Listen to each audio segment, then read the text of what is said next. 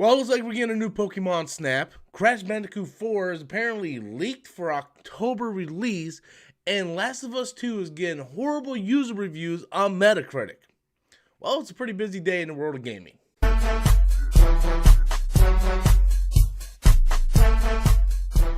Hey guys, welcome back to the channel once again. I am Robert Storms. As always, if you're finding me for the very first time, please be sure to click that like and subscribe button. Also, guys, in the pinned comment and description box below is a link to our Discord server. Go ahead, join the Discord server, become a part of Storm Nation, and help us build the community out there. Also, guys, just to let everybody know that I will be streaming later on tonight at 11 p.m. Eastern Time. We'll be doing a Storms Live episode. That's pretty much just a free-for-all Q&A live podcast type thing that I do with 3 other guests.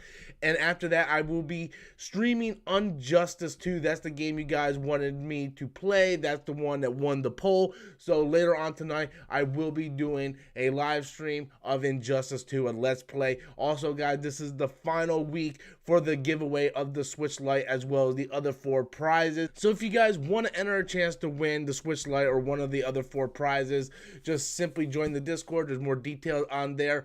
Or you can just simply just watch the live stream later on tonight. So guys, with that said and that out of the way, let's talk about some of these gaming news, because first off, let's talk about Crash Bandicoot 4. Whether or not these leaks are true is yet to be seen, but apparently there are screenshots of Crash Bandicoot 4, and it's the subtitle is hilarious. It's about time, right? Like almost like when we got the new Duke Nukem game, it was like Duke Nukem forever. It was like, yes, because it took forever to get that damn game. So I'm excited for Crash Bandicoot 4. If these leaks do end up being true, it would be something I would be picking up, depending on if it's going to be multi-platform. I assume it's going to be multi-platform, right? Because even when the Insane Trilogy came out, it was PS4 time exclusive, then went to Xbox, then went to Switch. I ended up getting it on the PS4, then eventually getting it on the Switch. If this game does come out, I would hold out to see if hopefully it comes to the Switch, because I would be picking up the Switch copy. So Crash Bandicoot 4, it's about time. Do you guys believe the leaks? Are you interested? Are you going to be picking it up? Be sure to leave those comments in the comment box below. Now we get the Pokemon Snap, the new Pokemon Snap. I don't know about you guys.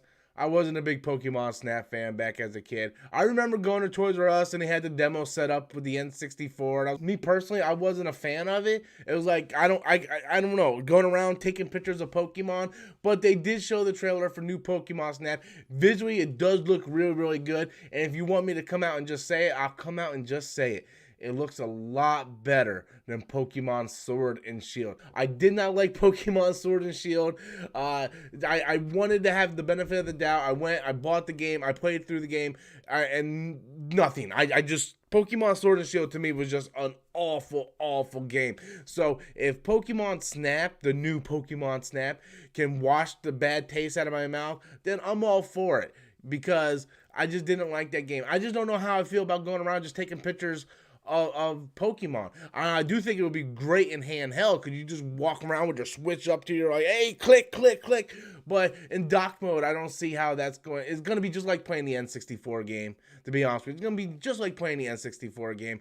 But for all those people who are fans of Pokemon Snap, I'm glad you guys are finally getting a sequel. And let's be honest, we need some different variety in Pokemon games. I mean, we really do. I'm tired of playing the same Pokemon game just over and over and over. I don't care what anybody says. Pokemon has pretty much not changed in the past 20, 25 years. It's like literally been the same game over and over and over again. Just they change a little bit of graphics and boom, there you go. And Pokemon, gotta catch them all. So the final topic of today's video is Last of Us 2 getting horrible, horrible user reviews on Metacritic. Now, I'm not going to spoil anything here on the channel.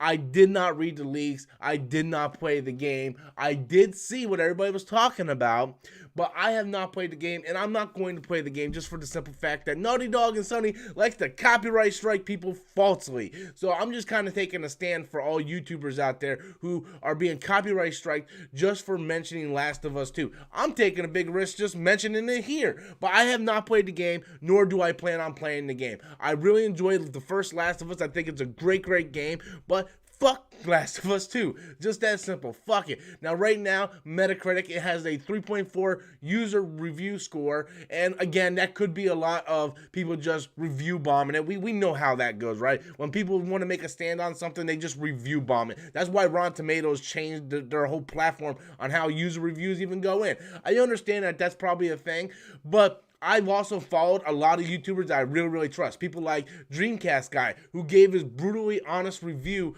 of The Last of Us Part 2. And after watching his review and watching PewDiePie, his reaction to what happens in that game, I have no interest in playing this game. I really don't.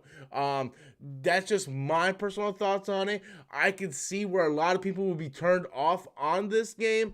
Now, you can take the review with a grain of salt, because it is Metacritic, it is a user score. You know, you can take it with a grain of salt, people review bombing it, or you can take it as people are just tired of this type of shit happening in our games. It has now consumed all forces of our media, movies, comic books, television, now video games. We cannot go anywhere without these people coming in with their forced agendas and try to cram it down our throat. We just want to play video games for escapism.